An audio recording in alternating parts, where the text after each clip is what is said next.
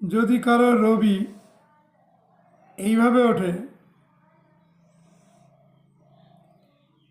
তাহলে সেই ব্যক্তি অত্যন্ত সম্মানীয় এবং অর্থবান ব্যক্তিত্বে পরিণত হয়। কিন্তু এই রবি রেখার যদি গতি এরকম হয়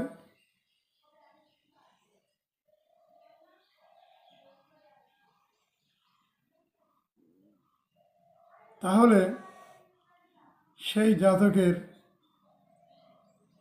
সুনাম হতে হতে যেন হয় না, দুর্নাম হতে হতেও যেন হয় না, ভালো হতে হতেও যেন হয় না, মন্দ হতে হতেও যেন হয় না। এরকম একটা হেজিটেশনের মধ্য দিয়ে তার লাইফটা প্রবাহিত হবে।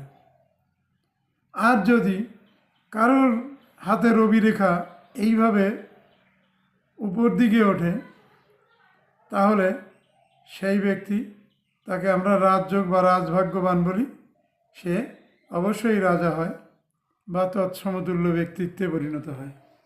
ধন্যবাদ বন্ধুরা, আমাকে লাইক করো, কমেন্ট করো, শেয়ার করো, সাবস্ক্রাইব করো।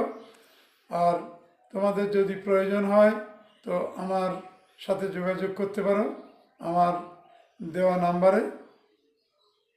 তো অনেক গোপন সমস্যা বা অনেক প্রবলেমের থেকে তোমরা রিলিজ পাবে আমার সঙ্গে পরামর্শ করলে, আশা করি পাবে। তো যোগাযোগ করার চেষ্টা করতে পারো। ধন্যবাদ, ভালো থাকো।